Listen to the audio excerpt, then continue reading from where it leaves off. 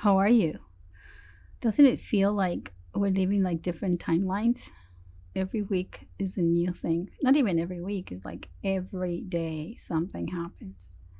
I'm good, taking care of myself, just becoming aware of different kind of possibilities that happen surprisingly without expecting. I stop projecting expectations and I just go with the flow. So I wrote a very nice article that it's good to read on the Substack or the Medium that you will find underneath as a link. I publish every week. I speak about something that is related to the article, but it is not the article itself. Or when I write about what I'm writing, and then when I speak, it has to do with the way the energy is flowing through me. So I want to read a part from a book that is one of my favorite books. I actually made it into an art piece called Landscape of Belief. I speak a little bit about it in the article, so if you are curious about what it is and why I use the words of Italo Calvino, Invisible Cities, as part of the project, then go ahead and read the article. I'll read the very beginning and the very end, like the first page and the last page. Kublai Khan does not necessarily believe everything Marco Polo says when he describes the cities visited in his expeditions, but the emperor of the Tartars does continue listening to the young Venetian with great attention and curiosity than shows any other messenger or explorer of his. In the lives of emperors, there is a moment which follows pride in the boundless extensions of the territories we have conquered, and the melancholy and relief of knowing that we shall soon give up any thought of knowing and understanding them. Okay, now from the last page. The Great Khan's atlas contains also the maps of the promised lands visited in thought but not yet discovered or founded. New Atlantis, Utopia, the City of the Sun, Oceania, Tamoe, New Harmony, New Lanark, Icaria. Kublai asked Marco, "You, who go about exploring and who sees signs, can tell me toward which of these futures the favoring winds are driving us?" Polo responds, "For those ports I could not draw a route on the map or set a date for the landing.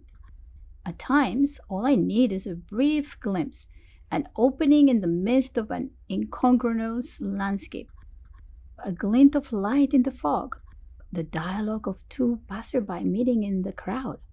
And I think that, sitting out from there, I will put together, piece by piece, the perfect city, made of fragments, mixed with the rest, of instants separated by intervals, of signals one sends out, not knowing who receives them. If I tell you that the city toward which my journey tends is discontinuous in space and time, now scattered, now more condensed, you must not believe the search for it can stop. Perhaps, while we speak, it is rising, scattered, within the confines of your empire. You can hunt for it, but only in the way I have said." Already the Great Khan was leafing through his atlas over the maps of the cities that menace in nightmares and maledictions: Enoch, Babylon, Yahuland, Butua, brave new world. He said, "It is all useless if the last landing place can only be the infernal city, and it is there that, in ever narrowing circles, the current is drawing us." And Polo said, mind you, this is the favorite part of my book, so if you can listen to it twice, that'll be great. If not, it's all right. And Polo said, "The inferno of the living is not something that will be.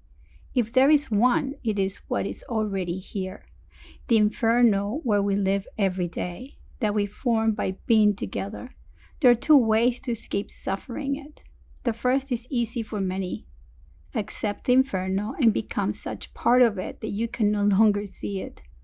The second is risky and demands constant vigilance and apprehension. Seek and learn to recognize who and what in the midst of the inferno are not inferno. Then make them endure.